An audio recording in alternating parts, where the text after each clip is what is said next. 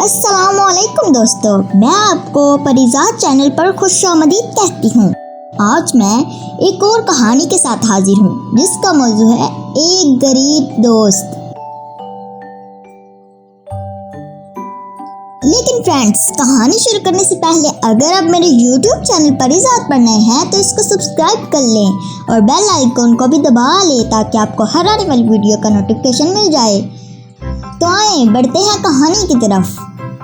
آج سب سہیلیاں علیزہ کی طرف جمع تھی۔ روزہ کھلنے میں بس کچھ ہی دیر تھی۔ علیزہ کے کچن سے کھانے کی خوشبوئیں آ رہی تھی اور وہ بے چینی سے روزہ کھلنے کے منتظر تھی۔ سب کو معلوم تھا کہ علیزہ کی ماما بہت اچھی ڈشز بناتی ہیں۔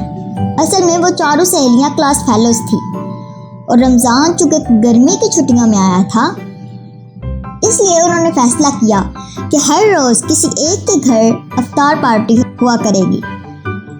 یوں چھٹیوں کا مزہ دوبالا ہو جائے گا اور آج اسی پروگرام کے تحت علیزہ کے گھر افطاری پر جمع تھی۔ مزہ واقعی بہت آیا کیونکہ سب چیزیں ان کی پسند کی تھی۔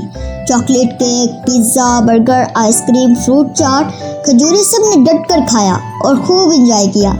دوسرے روز شبنم اور زارا کے گھر افطاری کا اہتمام تھا۔ ہر جگہ بہت پرتکلف افطار اور کھانا تھا، دہی بڑے، چاٹ، سموسے، پکوڑے، روسٹ، کباب وغیرہ۔ لیکن جس دن زرمین کے گھر کی باری تھی انہیں بہت بوریت ہوئی۔ ان کا بس نہیں چل رہا تھا کہ وہاں سے اٹھ آئیں اور اپنے گھر آ کر افطار کر لیں۔ بس چاٹ، کھجورے اور شربت انہوں نے بمشکل روزہ افطار کیا اور جب کھانا آیا تو ان کی بوریت مزید بڑھ گئی۔ صرف دال اور چاول جیسے تیسے سب نے کھانا زہر مار کیا اور زرمین اور اس کی ماما سے اجازت لے کر وہاں سے نکلیں اور سب علیزہ کے گھر جمع ہو گئیں کیونکہ وہیں سے ان کے ماما پاپا نے انہیں لینے آنا تھا۔ یہاں تک کہ انہوں نے زور و شور سے زرمین کے گھر کی بوریت کا ذکر شروع کر دیا۔ توبہ توبہ، زرمین کو ذرا شرم نہیں آئی، اس نے کیسی پارٹی کی؟ علیزہ نے کہا۔ شربت، کھجور سے افطار اور کھانے میں دال چاول، یہ بھی کوئی کھلانے کی چیز ہے؟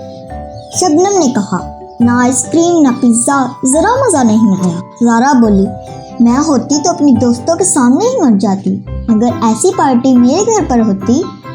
یاسمین نے کہا۔ صرف شربت، کھجورے اور چاٹ؟ علیزہ کی ماما جو دیر سے ان کی باتیں خاموشی سے سن رہی تھی غصے سے بولی، شرم تم سب کو آنی چاہیے۔ تم نے رمضان کے مقدس مہینے کو صرف کھانے پینے سے انجوائے کرنے کا مہینہ سمجھ رکھا ہے۔ سب لڑکیاں زور و شور سے بولتے بولتے یکدم خاموش ہو گئی کیونکہ آنٹی واقعی غصے میں تھی۔ میری بات سنو، انہوں نے کہا۔ روزہ افطار کروانے کا ثواب اتنا زیادہ ہے کہ اس کو بھی ثواب ملے گا جو ایک کھجور سے کسی کا روزہ افطار کروائے گا۔ افطاری کروانے کا مقصد نمودہ نمائش اور شو بازی یا دکھاوا نہیں ہونا چاہیے، ورنہ اجر و ثواب ضائع ہو جاتا ہے۔ تم لوگوں کی باتوں سے تو یہ نتیجہ نکلتا ہے کہ اس کو افطاری کروانی ہی نہیں چاہیے جس کی مالی حالات زیادہ اچھے نہ ہوں، بلکہ افطاری کا ثواب صرف ان کو ہی لینا چاہیے جو روسٹ، کباب، پیزا، برگر وغیرہ افورڈ کر سکتے ہیں۔ تم لوگوں کی سوچ پر حیرت اور شرمندگی ہو رہی ہے۔ زرمین کی والدین کی مالی حالات اتنے اچھے نہیں، لیکن پھر بھی انہوں نے اپنی گنجائش کے مطابق افطار پارٹی کا انتظام کیا اور تم لوگ باتیں بنا کر گناہ کما رہے ہو جبکہ ان کو روزہ کھلوانے کا ثواب مل گیا ہوگا۔ یہ باتیں سن کر سب لڑکیاں شرمندہ ہو گئی اور انہیں اپنی غلطی کا احساس ہوا اور انہوں نے معذرت کی اور آئندہ اپنی سوچ کو بدلنے کا وعدہ بھی کیا۔ تو فرینڈز، اگر آپ کو یہ کہانی پسند آئی ہے تو پلیز اس کو لائک کریں اور اپنے دوستوں کے ساتھ شیئر کریں۔ Thank you for watching. اللہ حافظ۔